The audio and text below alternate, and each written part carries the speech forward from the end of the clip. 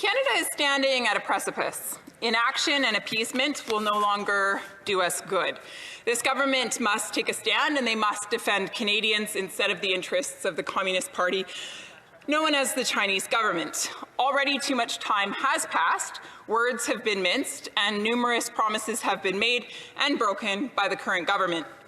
With this motion, Conservatives are calling on those across the aisle to take urgent and necessary action to do two things.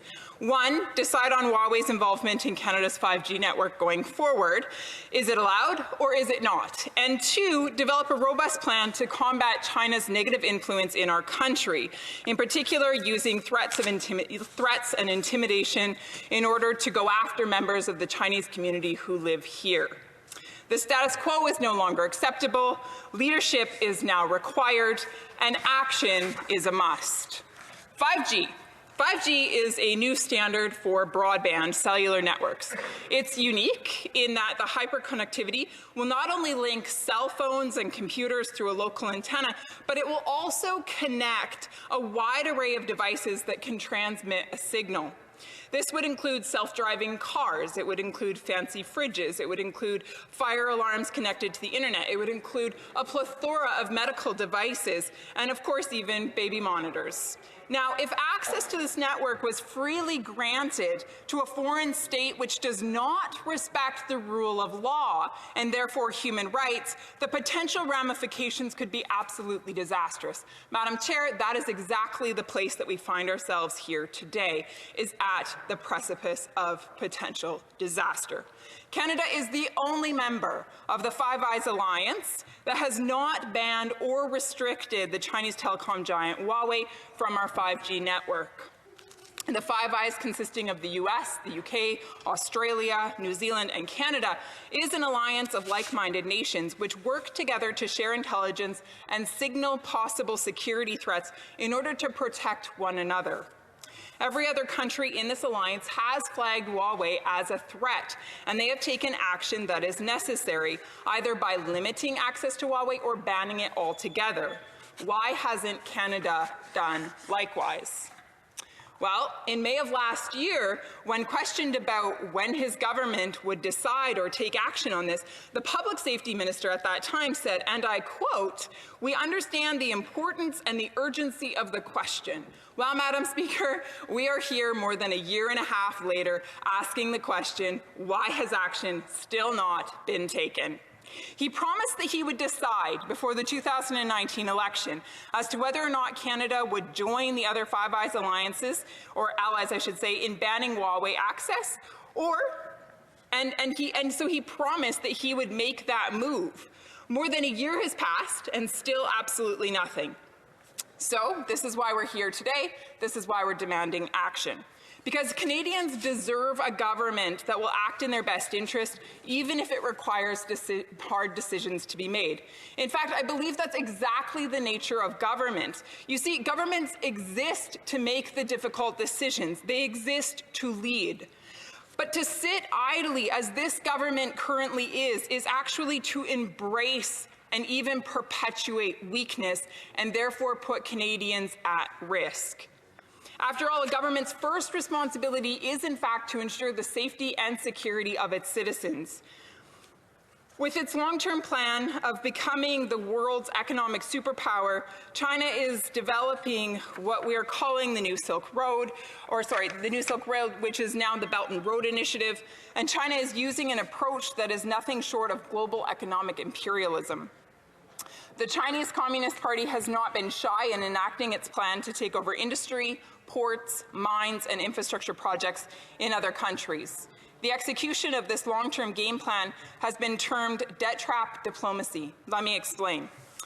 In 2018, I had the opportunity to spend some time in Ethiopia, in the capital there, which is Addis Ababa, where I saw firsthand how China is engaging in this very practice, building infrastructure, putting in ring roads, tall buildings, etc., in order to help with economic prosperity.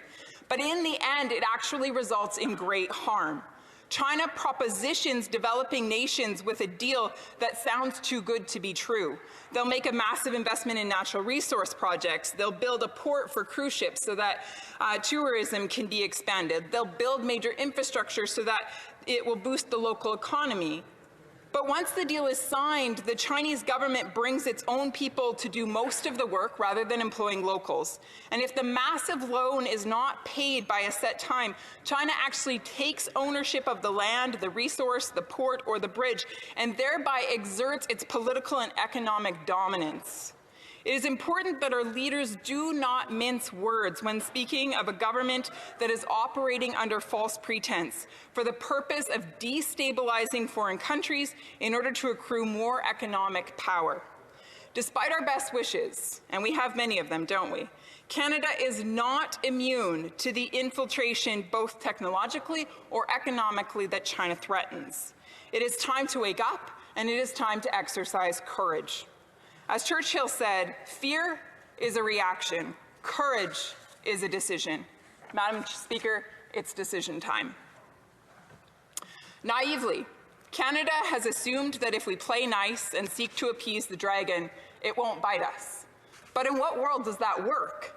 We have to open our eyes and see the reality that's before us.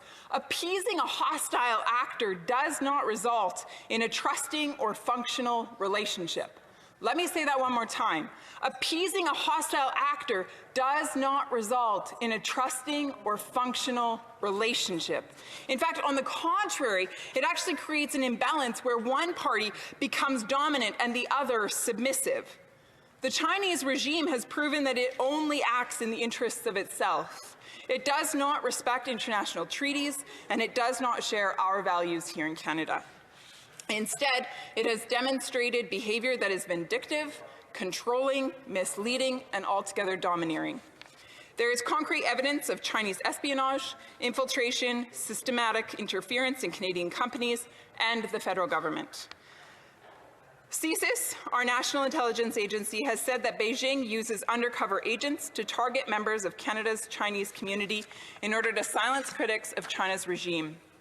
These agents use threats of retribution against their families in China in order to coerce and control.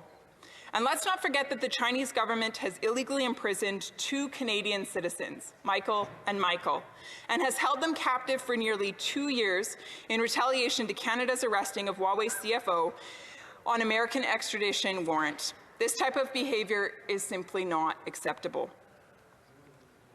A reasonable fear in dealing with a bad actor who doesn't play by the rules, however, is retaliation.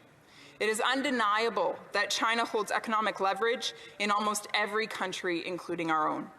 Last year, we saw China flex its muscles when it decided that they were going to stop buying certain agricultural exports, including canola products.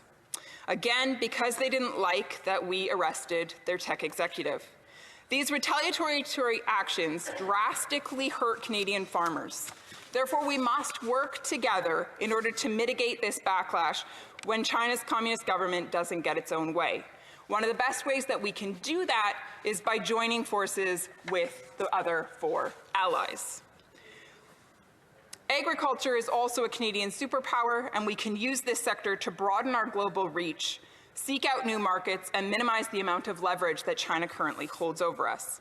We need to join our allies to show that we and they are not alone.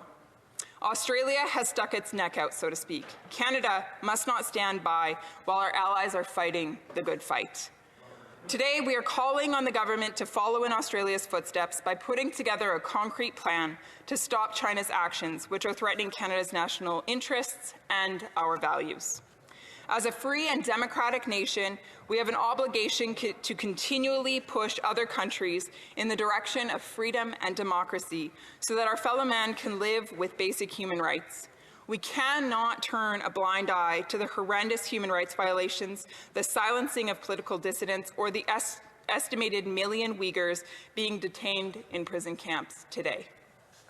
We cannot ignore the plight of these sufferers in order to protect our own economic advantage. We are currently in a face-off with a growing economic superpower. Now is the time to stand our ground, to push back against this communist regime whose political ideology is rooted in a philosophy that preaches world domination. This is an opportunity for Canada to show leadership on the world stage, as we once did. I urge my Liberal colleagues to take a firm stand against the Chinese Communist Party and to support this motion today. As the saying goes, if you don't stand for something, you will fall for anything. Questions and comments? Questions et commentaires?